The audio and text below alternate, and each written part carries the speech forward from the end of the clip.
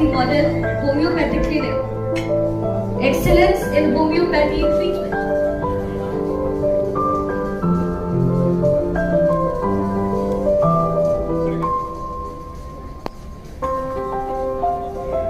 Mr. Mahbub Tyagi, General Manager, Samya International Builders Limited.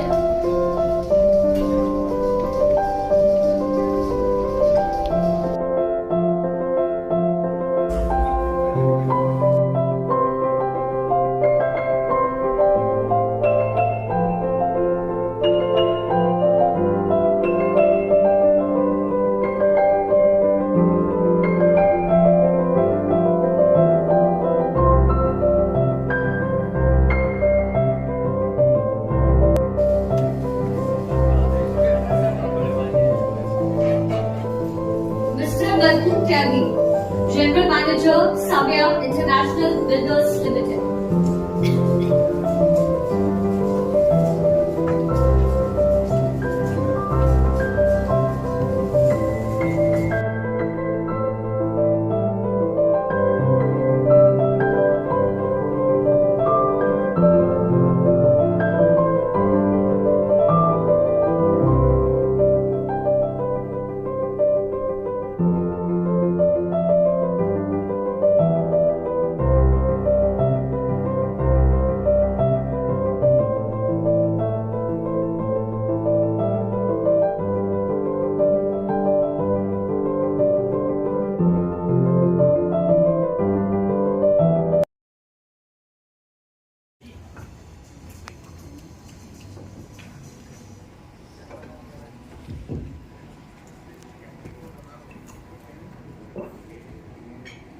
तो हम बात कर रहे हैं बढ़ते भारत और उभरते भारत की, और खास तौर से जिस तरीके से बीते वक्त में हमने ऐसी बहुत सारी चीजें भारतवर्ष में देखी जिसमें एक पैंडेमिक कोरोना हमें देखने को मिला। ये जरूर सवाल उठा कि हमारा मेडिकल सिस्टम कितना ज्यादा मजबूत है और अलग अलग पद्धतियां उसमें अपना किस तरीके से योगदान देती आई हैं। इसीलिए हेल्थ केयर सेक्टर का विजन ऑफ न्यू इंडिया और बढ़ते भारत उभरते भारत में किस तरीके का योगदान है, इसी पर हम चर्चा करने वाले हैं। इंट्रोड्यूस मैंने किया, तीनों ही मेहमानों का एक बार फिर से मैं स्वागत करती हूँ। और कवलजीत सिंह सोनी जी, आप ही के साथ शुरुआत करते हुए सबसे पहला सवाल मेरा आपसे, स्टार्टअप इकोसिस्टम को बढ़ावा देने के लिए सरकार को किस तरह के कदम उठाने चाहिए? सबको मेरा नमस्कार।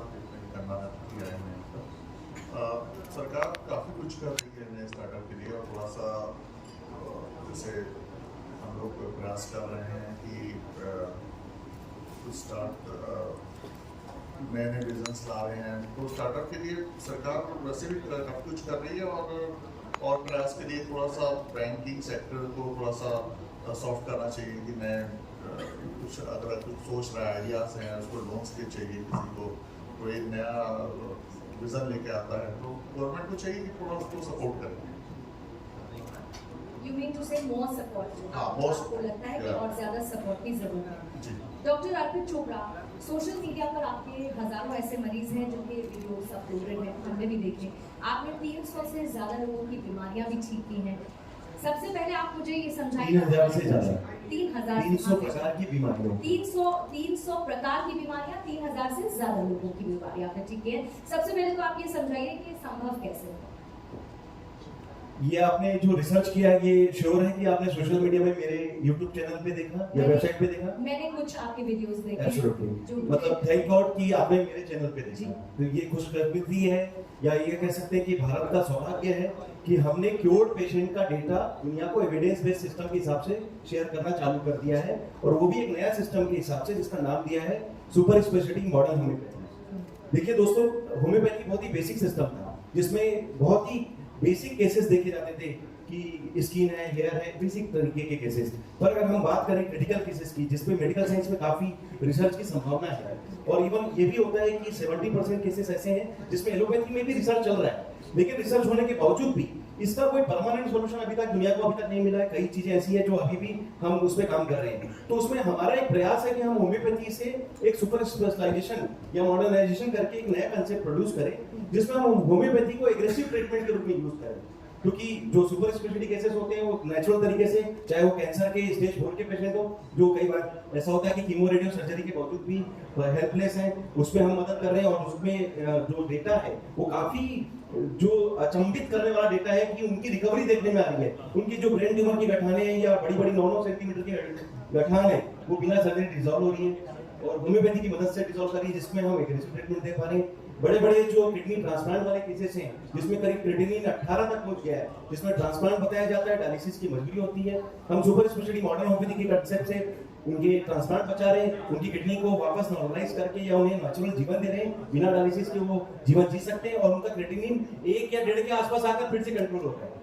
कई ऐसी सर्जिकल बीमारियां जिसमें हम कह सकते हैं गॉल ब्लैडर का स्टोन है, बच्चेदानी में गठान है, छाती में गठान है, ब्रेन में ट्यूमर है, इस तरीके की कई केसेस होते हैं जिसमें हमें न चाहते हुए भी सर्जरी का सामना करना पड़ता है और अपनी चीजों को गंवाना पड़ता है। हम सर्जरी इसलिए करते हैं कि हम किसी की जान बचा सकें, पर अगर ये जान बचाने का काम हम बिना काटे पीटे और बिना सर्जरी के सीधा सीधा दवाइयों से करते हैं तो शायद इस दुनिया का कोई भी इंसान ऐसा नहीं होगा जो ये नहीं चाहेगा। और ये बहुत बड़ा होप भी है जो आप देते हैं, Absolutely. खास तौर से उन एग्जाम्पल्स के साथ जो आपने लोगों के साथ, या मान के चलिए जो लोग नीडी हैं या जो इन बीमारियों से ग्रसित हैं उनके साथ आपने डेटा शेयर करते हुए, तस्वीरें शेयर करते हुए आपने साझा किया है। वैसे सुरेश भदौरिया जी, शिक्षा और स्वास्थ्य के क्षेत्र में पिछले 30 साल का वक्त एक बीत चुका है जब से आप लगातार कार्यरत हैं, आपने इसके लिए काफी काम किया है, लेकिन आपने अपने टारगेट्स कैसे निर्धारित किए, लक्ष्य ये होना चाहिए, ये आपने कैसे तय किया? मन में इच्छा शक्ति होना चाहिए। जी सर, आप प्लीज।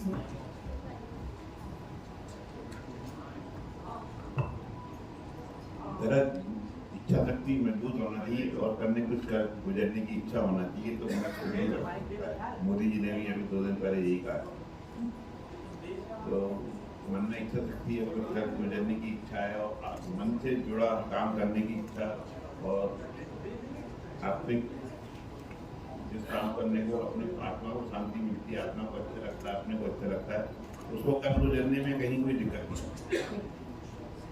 कंवलजीत जी, अगर हम वर्ल्ड लेवल पर बात करें, विश्व स्तर पर, तो एक आयुर्वेद की जो पद्धति है, अब हम देखते हैं कि एक्सेप्टेंस बहुत ज्यादा है, बहुत लोग इसको अपनाते हैं। हालांकि पहले हेजिटेंट होते थे, हालांकि अगर मैं बहुत पीछे जाऊं तो शायद उसकी जानकारी मुझे नहीं होगी, लेकिन आप लोगों ने ज्यादा एक्सेप्टेंस, मैंने इस मॉडर्न वर्ल्ड में उसका एक्सेप्टेंस बढ़ते हुए देखा है।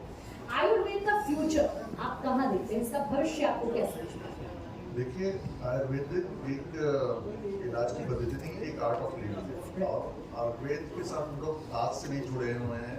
हमारे सारे बुजुर्ग जो पहले थे, जिन्होंने हमें बाल पोस के बड़ा किया, वो सब आयुर्वेद पद्धति से जो पहली स्टेज होती है वही यूज़ करते हैं। और ये आयुर्वेद की जो दवाइयाँ हैं वो हमारे किचन में ही होती हैं और बाकी पूरे विश्व में जो है हम आगे बढ़ रहे हैं। भारत विश्व गुरु बन रहा है, जैसे कि हमारे प्रदेश में प्रधानमंत्री मोदी जी इस प्रयास में हैं। तो जो हर चीज़ आगे बढ़ रही है, हम एक चीज़ में नहीं, आयुर्वेद में भी हैं और कई सेक्टर्स में हैं, जैसे डिफेंस में है और हर चीज़ में हमारा नाम हो रहा है। तो हमारी जो चीज़ें लोग जानना चाहते हैं कि आप एक ऐसे दूर दराज इलाकों में आदिवासियों के बीच जाके और ये कैसे इलाज होता है, तो वो आयुर्वेद से ही होता है, सब जगह आयुर्वेद यूज होता है। तो इस पर स्टडी चल रही है और इसका फ्यूचर बहुत ब्राइट है और धीरे धीरे ये पूरे विश्व में आयुर्वेद का रखता बजेगा। और जैसा कि मैं कहता हूँ कि ये पहली जो स्टेज होती है, जैसे हमें हल्की खांसी हुई या हमें कुछ भी प्रॉब्लम हुई और हमने आयुर्वेद का इलाज किया, लेकिन एक चीज़ मैं जरूर कहना चाहता हूँ, आयुर्वेद को मानिए, आयुर्वेद को रखिए, लेकिन कोई भी चीज़ को बहुत दिनों तक उसको टॉलरेट मत करिए। उसको अगर कोई चीज़ बढ़ती है तो किसी एक्सपर्ट से, डॉक्टर से मिलिए कि भाई ये मेरे को क्यों नहीं इसका ट्रीटमेंट सही मिल रहा है। और आयुर्वेद एक पहली सीढ़ी है, उसके बाद जो है आपको प्रोफेशनल से मिलना और फ्यूचर ब्राइट आयुर्वेद का कोई प्रॉब्लम नहीं है इसमें, धीरे धीरे और आगे बढ़ेगा। और कोई डॉक्टर नहीं बनना चाहिए। हाँ, नहीं मतलब डॉक्टर अरुण चोपड़ा, अगर मैं एक माइंडसेट की बात करती हूँ, वो शायद मेरा भी माइंडसेट हो सकता है। हमको लगता है कि जो होम्योपैथी ट्रीटमेंट होता है वो बहुत स्लो है, लेकिन वहीं अगर आप एलोपैथी पे जाते हैं तो एक क्विक रिजल्ट आपको मिलता है। आपका क्या सोचना है? ये कॉमन सोच है और बिल्कुल सही बात भी हो सकती है, क्योंकि होम्योपैथी का जो ओरिजिन हुआ था वो करीब 200 साल पहले हुआ था जर्मनी में, जिसे हम क्लासिकल होम्योपैथी कहते हैं। अब 200 साल पुराना सिस्टम जो हम बात करते हैं, अगर हम छोटे डोजेस की बात करें तो हो सकता है कि इसमें काफी समय लगता था, जिसके कारण होम्योपैथी बहुत ज्यादा प्रचलित अवस्था में, और खास करके जिसमें मैं काम कर रहा हूँ, मैंने अभी आपको थोड़ी देर पहले यही बताया कि जिस स्टेज पर एलोपैथी भी कई बार काम नहीं कर पाती है, और एलोपैथी अगर फास्ट ट्रीटमेंट करती है, और समझिए अगर उस वक्त हमें काम करना है, तो निश्चित रूप से होम्योपैथी को फास्ट करने के लिए कुछ विजन अलग करना पड़ेगा, और वो विजन करने के लिए ही इस कंसेप्ट को चेंज करने के लिए मॉडर्नाइजेशन करना बहुत जरूरी था, और उस ट्रीटमेंट को एग्रेसिव अप्रोच देना बहुत जरूरी है। तो चूंकि होम्योपैथी के बारे में एक बहुत अच्छी कहानी है कि लोग ये मानते हैं कि होम्योपैथी सेफ सिस्टम है, या आपने भी बोला कि सेफ सिस्टम है, बट एक माइनस पॉइंट है कि लोगों को लगता है कि होम्योपैथी स्लो सिस्टम है। तो क्यों ना हम एक काम करते हैं, अगर हम होम्योपैथी के सेफ सिस्टम को अगर हम सुपर फास्ट कर दें, अगर हम उसे सुपर फास्ट कर दें, तो क्यों ना हम एक सुपर स्पेशलिटी कंसेप्ट से होम्योपैथी लॉन्च करें, जिसमें हम सेफ के साथ अगर फास्ट ट्रीटमेंट दे दें। तो निश्चित रूप से इसके लिए हमें वो जो विजन जो हमने बनाया है, जिसका नाम दिया है मॉडर्न होम्योपैथी सुपर स्पेशलिटी, उसके लिए हमने डोजेस बढ़ाए। जो होम्योपैथी में पोटेंटाइज पावर होता है, जो 5 गोली 5 बूंद या 30 पावर 200 पावर है, या इस तरीके के जो अन्य बेसिक स्केल होते हैं, हमने उसको पांचों स्केल में यूज करना चालू किया।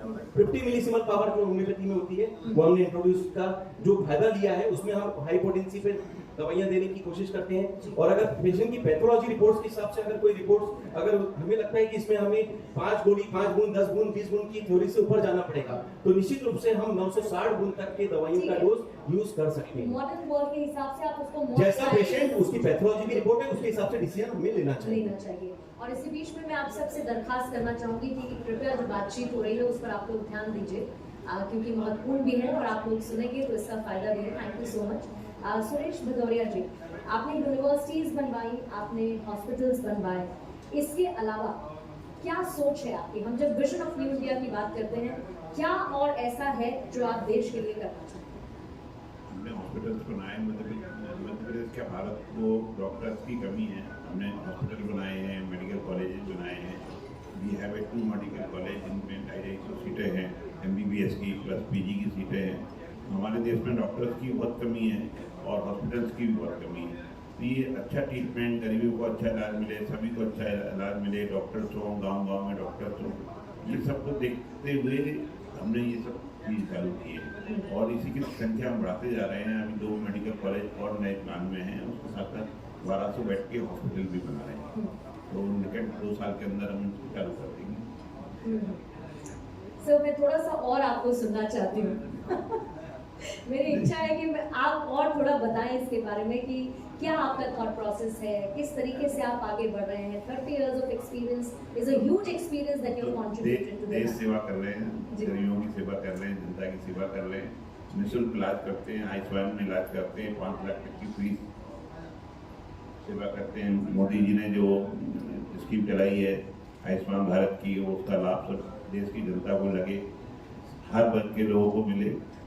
उसके लिए 1200 बेड के 2 हॉस्पिटल हैं, एक 300 बेड का सुपर स्पेशलिटी का काम चल रहा है, वो भी अभी चालू हो जाएगा 4 महीने के अंदर ही, और 2 मेडिकल कॉलेज अगले साल तक आ जाएंगे। एक खास बात है सर अफोर्डेबिलिटी को लेकर, ये बहुत ही जेनरिक क्वेश्चन है कि हर किसी के लिए हर अस्पताल नहीं है। हम देखते हैं कि बड़े बड़े प्राइवेट अस्पताल हैं, बहुत महंगे भी हैं, लोगों की रीच से बाहर हैं। जाहिर है सरकार ने उसके लिए योजनाएं चलाई, आयुष्मान भारत योजना चलाई, लेकिन फिर भी वो अफोर्डेबिलिटी लोगों तक कैसे हो, क्योंकि कई ऐसे इलाज हैं जो शायद बेहतर अस्पताल में बेहतर तरीके से मिल सकते हैं। तो उसके लिए क्या काम करने की जरूरत है? ये सरकार को ये करना चाहिए कि जो लिमिट है 5 लाख की आयुष्मान भारत की, उसको लिमिट को बढ़ाना चाहिए, और जो इनको विशेष तौर से गंभीर बीमारी है, हार्ट की है, किडनी की है, लीवर की, इस तरह की बीमारियों के लिए अलग से पैकेज खोलना चाहिए, तो उसमें कम से कम 1 लाख तक का 25 लाख तक का निःशुल्क इलाज सरकार द्वारा किया जाए, क्योंकि ये महंगे इलाज हैं। ये इस तरह की बीमारी जो लोगों के घर मकान मिल जाते हैं, किसी के उसमें मतलब जीवन भर उसमें कमाते हैं, कार मकान सब मिल जाते हैं, बच्चों के लिए खाने के पैसे नहीं रहते हैं, तो हर एज में एक माँ बाप को कुछ ना कुछ बीमारी होती है, तो ये इसकी लिमिट बढ़ाना चाहिए सरकार को, सरकार इसके बारे में सोच रही है। और वैसे इस टाइप की गंभीर बीमारियों को लिए मध्य प्रदेश और जो प्रधानमंत्री मोदी जी के स्पेशल स्कीम में स्पेशल योगदान मिल जाता है, लेकिन वो कम ही लोगों को मिल पाता है।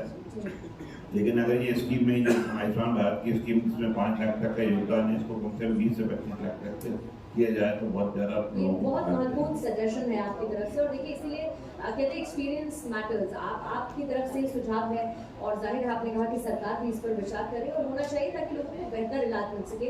और इसीलिए हम बदलते भारत में हेल्थ केयर सेक्टर के योगदान की बात कर रहे हैं, और निश्चित तौर पर आप सब लोगों की तरफ से वो बड़े लेवल पे व्यापक तौर पर वो योगदान किया जा रहा है। कमलजीत सिंह सोनी जी, अगर मैं नए भारत के निर्माण की बात करूँ तो एक आप उसको कैसे देखते हैं, और दूसरा जो आपकी कंपनी का विजन है और फ्यूचर है वो इसमें कैसे फिट बैठता है? मैम, हम लोग जैसे कि पूरे भारतवर्ष की बात कर रहे हैं, तो जो प्लानिंग है वो हमारी अच्छी है, बहुत धीरे धीरे आगे बढ़ रहे हैं। आज जो बेसिक इंफ्रास्ट्रक्चर है वो सारे जितने शहरों में सब काम हो रहा है, और काफ़ी उम्मीदें हैं सरकार से। और रही बात हमारी कि हमारा विज़न ये है कि हम सस्ती मेडिसिन लोगों को प्रोवाइड कराएं और उसकी क्वालिटी कंट्रोल इतना ध्यान रखें कि वो जो यूज़ करे वो उसको फ़ायदा पहुँचे। और आगे हम हर शहर में अपने जो है अपने स्टोर्स खोलना चाहते हैं, और धीरे धीरे हम उस पर वर्किंग कर रहे हैं, और बहुत जल्दी बहुत शहर में मंथली नेचुरल्स के medicine available. Right sir. Doctor Arpit, अगर आपके मैं डेडिकेशन की बात करूँ मरीजों के प्रति बहुत ज़्यादा है, और आप उस पर लगातार काम भी करते रहे हैं, और वो डेडिकेशन बीतते समय के साथ बढ़ता भी है। लेकिन जैसे कि हम कहते हैं कि वर्क लाइफ बैलेंस क्या है, तो आप अपनी फैमिली के लिए कैसे समय निकाल पाते हैं, कैसे how you dedicate your time to your family members and what's their response? अभी करीब सुबह 8 से रात के 11 बजे तक हम लोग काम करते हैं, तो उसमें घर से काम चालू होता है, उसमें फैमिली का सपोर्ट मिल जाता है ब्रेकफास्ट के लिए। लंच घर से करके ही निकलते हैं, क्योंकि शॉर्ट लंच होता है, क्योंकि कॉर्पोरेट लंच लेने की आदत हो गई है। और चूँकि फैमिली को अगर टाइम देना है तो निश्चित रूप से काम तो सबको करना है। मेरा डेडिकेशन भी है, क्योंकि मुझे तो रिसर्च करना है, और रिसर्च करके जो मुझे सबमिट करना है WHO को देना है, तो निश्चित रूप से ये आसान काम नहीं है। और अगर देश के लिए काम कर रहा हूँ और एक नया काम कर रहा हूँ, तो कहीं ना कहीं फैमिली का सपोर्ट भी मुझे अंदर से चाहिए, ताकि मैं खड़ा हो सकूँ। क्योंकि मेरे घर में भी ये पता है कि हम जब किसी पेशेंट को क्रिटिकल केस में हम ठीक करते हैं, तो निश्चित रूप से उसका पूरा परिवार चलता है। क्योंकि जब हम पेशेंट को फिजिकली ठीक करेंगे तो मेंटली वो कॉन्फिडेंट होगा, तो सोशली वो जिस चीज़ के लिए जाना जाता है, जिस चीज़ के लिए माना जाता है, या जिस परिवार में वो अपनी जवाबदारी ले सकता है, उसके लिए वो खड़ा हो सकता है।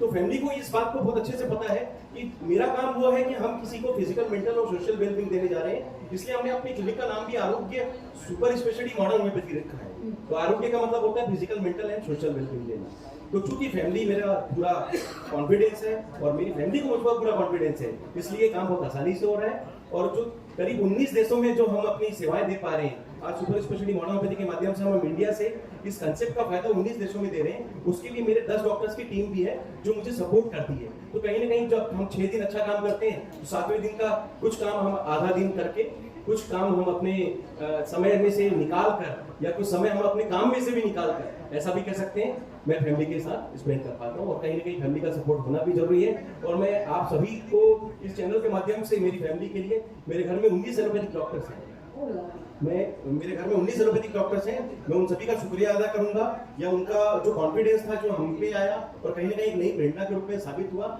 और आपके चैनल के माध्यम से मैं उन सभी का भी आज अभिनंदन करूंगा कि आपने मुझे उस काबिल बनाया कि मैं देश के लिए, या होम्योपैथी के लिए, जो कि एक इम्पोर्टेड होम्योपैथी का सिस्टम था भारत के लिए, उसको हम भारत से सुपर स्पेशलिटी मॉडर्न होम्योपैथी कर एक्सपोर्टेड होम्योपैथी बनाएंगे विश्व के। बिल्कुल, और आपकी फैमिली, आपकी टीम वर्क, बिल्कुल, और उसमें आपको सपोर्ट काफी मिला। सुरेश सिंह भदौरिया जी, अगर विजन ऑफ न्यू इंडिया के मंच पर क्योंकि आप हैं, तो सबसे पहले तो